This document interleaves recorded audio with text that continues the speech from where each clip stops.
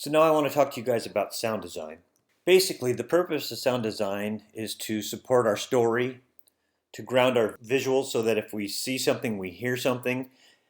It helps create an emotional response for our audience in the story, to better understand our characters, and immerses our viewer in this world that we are creating. The most simple way to think about sound design is dialogue, discrete sound effects, ambience, and music.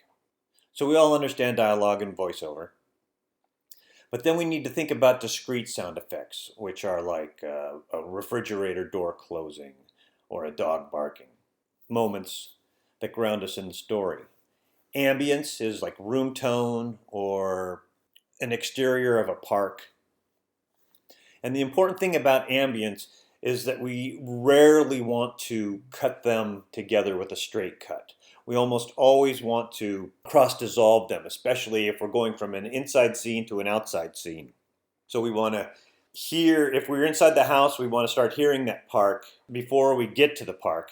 And we want to be hearing the room tone of the interior going away. To wrap our heads around sound design, we need to understand what diegesis is. Diegesis is basically anything that happens inside the story. Diegetic sound comes from within the visual world, like a music playing on a radio in the kitchen. Non-diegetic music comes from outside of the story world, like an orchestral score.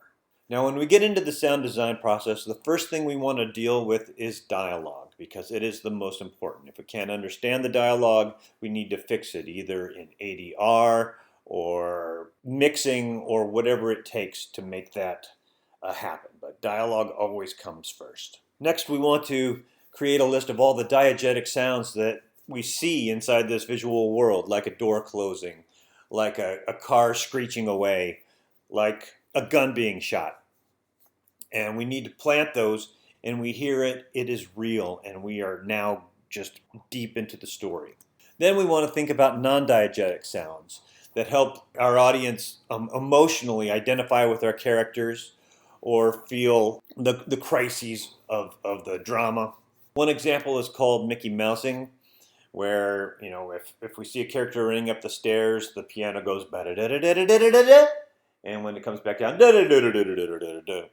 And so it could be corny like that, but it could also be like those low drones that happen in the horror films, you know, vroom, vroom, vroom, or really almost every action scene, they're going to bring in these low, deep drones to unsettle the audience and help them feel the jeopardy. To better understand sounds, we need to understand their parts. First is the attack, which is the beginning of the sample. It could be slow, it could be fast, like a hand clap has a very quick attack. A car peeling out on the street has a very long attack. And then we have release and decay, which is at the end of the sample. And it can also be very sudden, like when the door closes. Or we can make that more dramatic by giving it a long decay, like let's say it's a cell door closing. In terms of sound mixing elements, volume is the most important, which is the intensity of the sound measured in decibels. And what we want to do is we want to make sure that the volume of our voices are set so that we can understand them clearly, and everything else bring up and down around the dialogue. Pitch is another way to separate sounds into sound design. We've got really high frequency pitches and we have very low bassy pitches. If we select samples that have a wide variety, then when we get into our sound design mix, they'll blend together much easier because they're not competing with each other for the same frequencies. The human hearing range is about 20 hertz to 20,000 hertz. Humans have an easier time hearing higher frequencies, and bass frequencies travel much farther. The human voice is roughly around 2 kilohertz, which is the number 3 on this parametric equalizer. And so basically what we want to do is we want to have our music and our sound effects in areas that are away from that range. And it might be could be as simple as if you take that 3 and you pull it down, then you're clearing space for the dialogue that wants to sit there. In sound mixing, we may want to increase the reverb, which increases the decay, talking in a cave or inside an indoor swimming pool. We can think about creating delays like an echo on top of a mountain. We should think about pan and gags. Now normally we want the voice to be dead center mono. We see them on the screen, we want to hear the sound coming from the screen. Now we could do a gag if somebody's just out of frame on frame left. We could pan that dialogue over there to kind of expand the world, and that could be effective. Any other sound effects and things that we use, we can kind of pan them left and right, much like the frequency can bring it high and low. And in doing that, we're kind of creating space for our dialogue that's in the middle. We can use equalization to manipulate the frequencies, like using a high pass filter, which cuts the low frequencies and is what you would use if you wanted to do a voice on a telephone effect.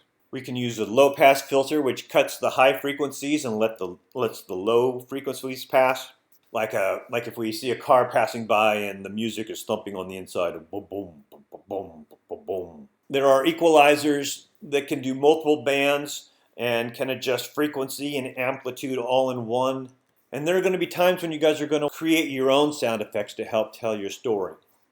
For example, I was in one of my shows. Our hero was trying to impress a Japanese foreign exchange student, and so they're having lunch together, and she's eating sushi, and he's like, "Oh, what are you having?"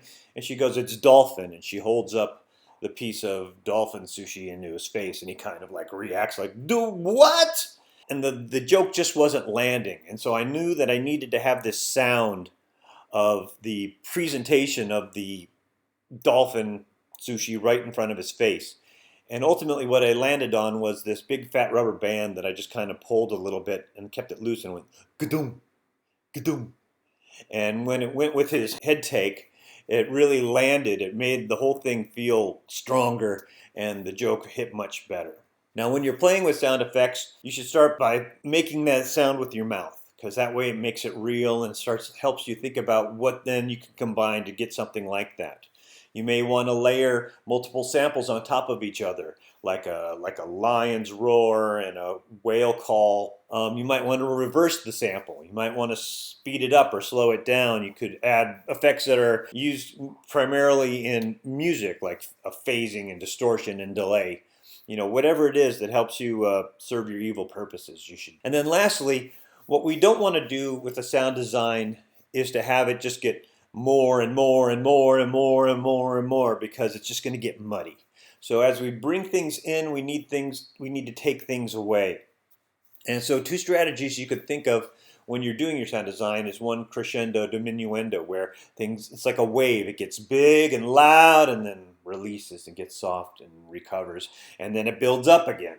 Or you could do a string of pearls, where it's just like this constant presentation of new sounds, and as one goes away, the next one comes in. There would be approximately 10 samples moving at the same time, as opposed to 10, 20, 30, 40, and creating a mess. So keep that all in mind, and good luck.